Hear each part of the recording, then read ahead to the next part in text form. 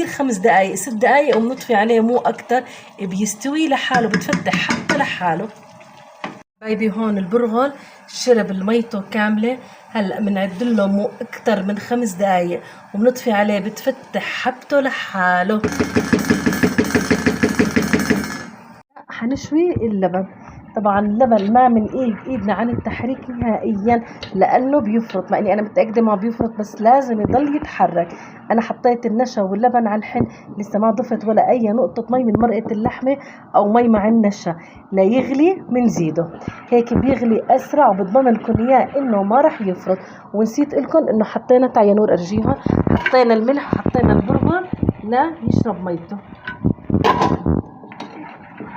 شوفوا كيف البرغل هلا هذا عفوا منكم حبايبي، اللبن بسرعه رح يغلي ويصير كيف غلى لانه ما فيه مي يقعد يبخره ويطلع منه المي. هي احنا هيك غلينا اللبن وما وسخنا الغاز. اهم شيء انا عندي الغاز طول ما انا بطبخ ما يتوسخ نهائيا، واذا توسخ بحاول دائما امسحه، ما بعرف اطبخ اذا الغاز وسخ. وهلا شوفوا هون كيف ارجيهم يا نور ماما. ضايل 6 دقايق للحمه، بنطالع اللحمه والبصله وبنحطها فوق اللبن، بتصير هيك عنا الشاكريه جاهزه. والبرغل طفيت عليه هلا بس اسكبوا بارجيكم يا حبايبي. شوفوا حبايبي نحن هيك استوت اللحمه ليكها ما شاء الله دايبه، ورح ادوقها لنور الدين عشان يقلنا رايه فيها. يلا دوق يا نواره. نور دوق نور الدين بسرعه تقبرني. دايبه مستويه عن جد؟ يلا تمام صحتين تقبرني. حبايبي هي انا هلا ملحت اللحمه، مع اني انا حاطه ملح على اللبن بس عشان ما انسى. يلا حشغل. ما اشتغل غاز ليكو اشتغل. يلا راح بحط البصله واللحمه فوق بس ما بدي اوسخ الغاز لانه انا ما بحب اوسخ الغاز. اذا توسخ الغاز بقيم الطبخه وبمسح الغاز وبرجع. عندي هي مشكلتي بتنظيف الغاز، اني انا بحب اشتغل على غاز نظيف. ما حتى لو جبنا السيليكون مو احسن يا منور؟ طب تقبرني هات السيليكون. هي طلعنا اللحمات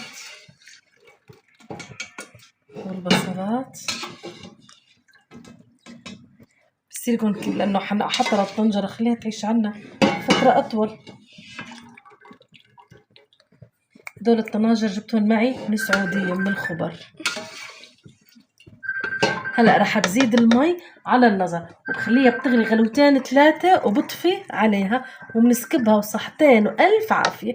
يلا شوفوا حبايبي احنا حطينا اللحمه والبصل مع اللبن اللي نعاجه، هي تركناه يغلي غلوتين 3 عشان نسكبه.